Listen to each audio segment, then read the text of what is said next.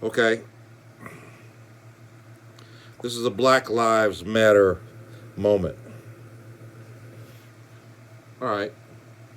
Y'all remember how comedians used to always talk about how scary movies was always different if depending on your race. And we're just talking strictly about an Americanized folklore stereotype mentality. So the rest of you folks don't you know. Anywho, they used to always joke about, man, why you don't see more black folks in scary movies? And we used to always say, they used to always say, I'll tell you why. Because black folks don't be playing that bullshit.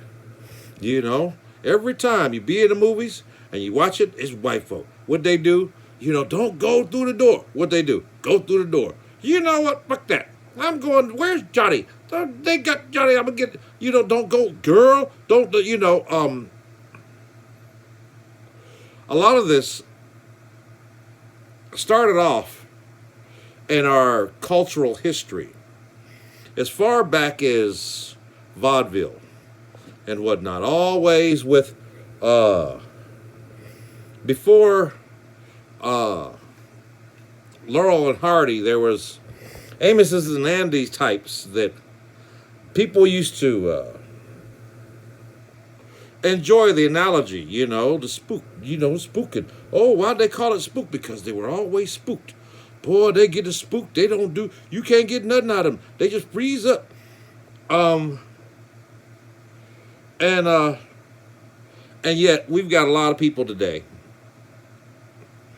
who are really conflicted as to what they think we should do right now in this pandemic thing that's going on with quarantine and whatnot. And I just want y'all to consider just how awkward this is on a larger scale. So here we got all of these leaders and whatnot, all these patriots and whatnot, all talking and screaming just because their privilege has been invoked when they've been told by the government that they put in there to do something they don't want to do. Kind of like that black folks joke about, little goddamn Johnny in the damn cereal aisle and these free range people sit there and let your kid tear up all the shit in the doggone grocery store just so you can be peaceful and go shopping while they acting amuck in the cereal aisle. And only until the other kids go, Mommy, where's Johnny? And he'll find him, this, that, and the other. And all of a sudden, as soon as they hear clean up in aisle 7, cereal aisle, then they scurry back over there to see if they can rescue their child. Don't you touch him. We are not going to pay for this. Look, he is just a child. He's just a child. Come on, Johnny. No. This is where we're at on a larger scale. And it can be hella comical for a lot of people who can respect the simplicity of where we are right now. It's not just the mere fact that, people just don't care. We got weak folks of our own we would rather keep around us, and yet it's not about how it affects the healthy. It's about how it affects the unhealthy. Not just anybody's unhealthy, are unhealthy too. While they're just perfectly willing to let Grandma Jane, expire a little early or whatnot, that's fine. But we ain't letting Mamie, go out like that. Uncle Butch, even Auntie Butch. See, if this don't really make sense to a lot of us about to be acting like we ain't got no sense about how these people are playing us in a time of horror movie.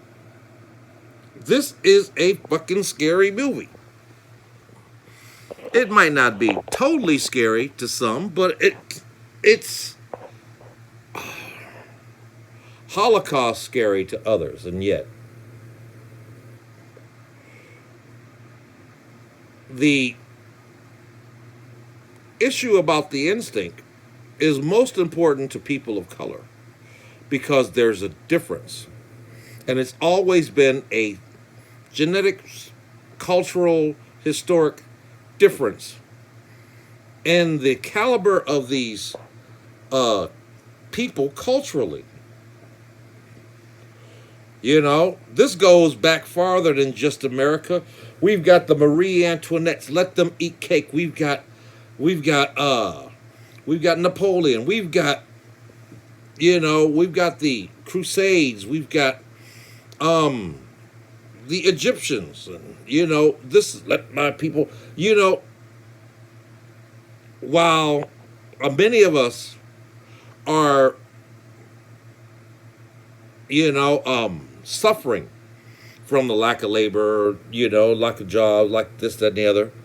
The industry that we were freed from as slaves is still being manned. It's still out there. And while we want to talk about, non-documented, this, that, and the other, we are still non-documented, in the minds of a lot of these people that know that they need people like us. They need people like them. And when they become too uppity and decide that they no longer want to be treated as slave labor, they unionize. And we became a union.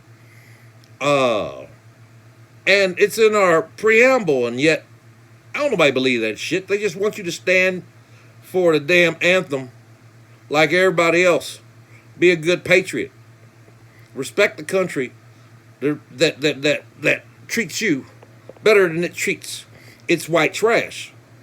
And that's what this whole thing in our country is right now, because we've got way too many of them that's got us messed up too. And you can see it in their demand that, hey, you get out of my damn way, this, that, and the other. And then they roll on off to their trailer parks and their hills and their valleys and whatnot. Ain't no damn smart white folks out there trying to say, look, I just want my whole industry and everything else to go to shit just because I can't wait a couple of weeks more. And that's where I'm at with this. So, yeah, if you ain't feeling this from a Black Lives Matter comedic moment right now, then you are one of the people that our forefathers